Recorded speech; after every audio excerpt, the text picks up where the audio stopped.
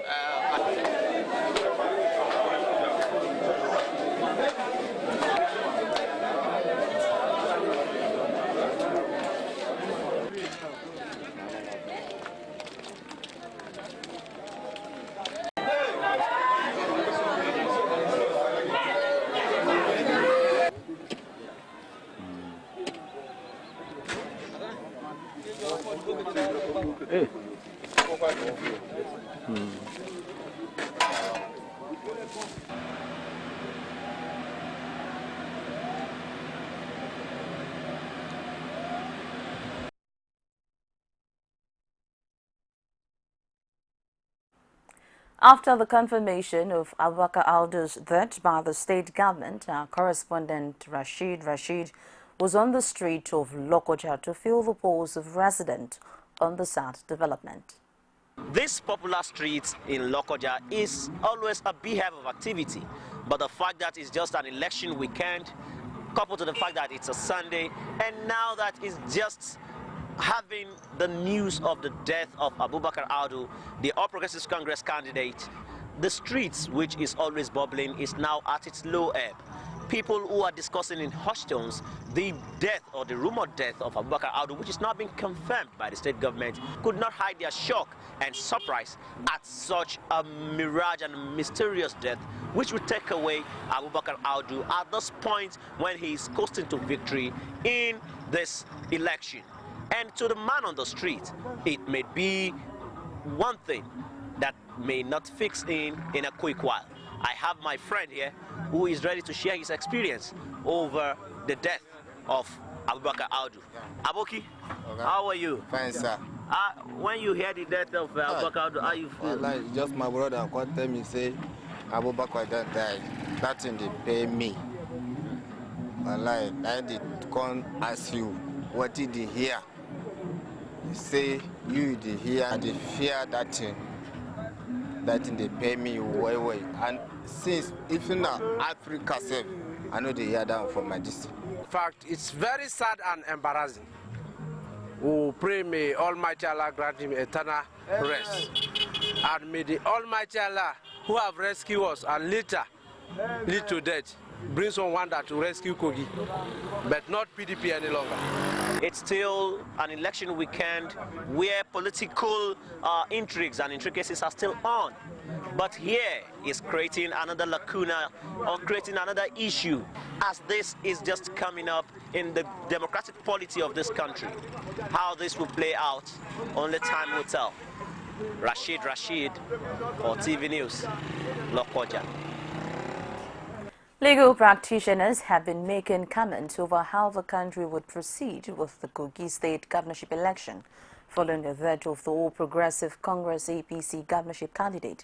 Speaking on the issue on Sunday, second public politician and legal icon Tunji Breathuth said the demise of Prince Awaka calls for a fresh governorship election in Kogi. It says if the front runner in an election dies, the next person with higher votes cannot automatically be declared winner. His views were shared by Barrister Wale Ogunade, a constitutional lawyer and human rights activist, who says a fresh election must be conducted according to the law. The Independent National Electoral Commission has declared the November 21 governorship election in Kogi inconclusive. The electoral body said its decision was reached after a coalition of results showed a number of cancelled votes that was higher than the margin between the leading candidate and the runner-up. The candidate of the APC had 240,000 votes, while the PDP got 199,514 votes. The Commission said 49,953 votes were cancelled, which was higher than the margin between the leading candidate and the runner-up. No date has been fixed yet by the INEC for a supplementary election. It's 41353. The total number of registered voters in the polling units cancelled or where elections were not held is 49,953. 49953. Apply the provisions of 199,514 votes. The margin between the two political parties is 41353. Margin is 41353. The total number of registered voters in the polling units cancelled or where elections were not held is 49,953. 49953. Apply the provision units where elections were cancelled or not held. Decline to make a return until another poll has taken place and the results incorporated into a new form from EC8D and subsequently recorded into form EC8E for declaration and return. Unquote. Applying the provisions of the above quoted guidelines, therefore, the total number of registered voters of the polling unit where elections were cancelled or not held is in excess of the margin of winning between the two leading candidates. Consequently, this election is therefore inconclusive.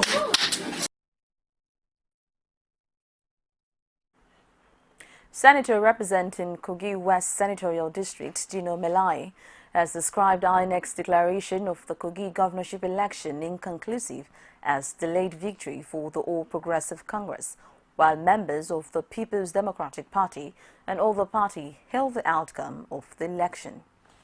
We needed to educate them, and I'm happy the returning officer has done the good thing that he ought to do. In fact, he has done the needful. Now, the next thing is they are going to order a supplementary election in those 91 polling units, and the party will go ahead and prepare and go back to those units. I want to assure you that going by the pattern of voting, there is nowhere on local government or polling units that there was 50%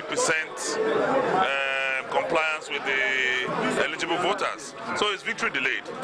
The decision is in line with the Electoral Act and it's okay by me and my party. We'll take a quick break and we'll be back with more stories. Stay with us. The man on the streets have come to realize that the power to make decisions lies in the hands of the people. I don't think the election... 5 local government out of the 30 local government is more than many states in the north. The economy is booming. Where is the economy booming? Blast in Abuja. Don't you have security? Why are we fighting? President should not just sit in Abuja or in Asokoro or wherever he lives. Senators are supposed to go around. They know them. Men cannot be there and be here at the same time. The life of the citizens, community need to be protected. It can't work out. Bring the message of peace. Let there be proper devolution of power from the center. The center is too powerful. It's time to do the best. But people are hasty. Why are you hasting? Why are you hasting? Why are you hasting? Why let's say conjugal? The people giving voice to the voiceless. Welcome, and if you're just joining us, it's CoreTV News on the Hour. For more news and information, visit our social media platform, facebook.com/CoreTV News, our Twitter handle @CoreTV News NG. You could get more on our YouTube channel, youtube.com/CoreTV, live space and news. Former President Goodluck Jonathan has denied claims that he awarded a $2 billion arms procurement contract, contrary to reports of a presidential investigations committee into arms procurement under his administration. The committee has said that Jonathan administration claimed to spend $2.2 billion to procure arms that were never bought. It also accused the former National Security Advisor Sambo Dasuki of supervising the contract. Dasuki has said in response to his current indictment over the alleged embezzlement of funds meant for multi-billion naira arms deals for Nigeria's anti-terrorism war that allegations against him were simply unfounded and that all arms contracts were approved by Jonathan, who was his boss. He said the allegations from the presidency were nothing short of propaganda. Governor Seriake Dixon of Bayelsa urged his followers to be confident of victory in the December 5 election in the state and not to be afraid of those in the opposition.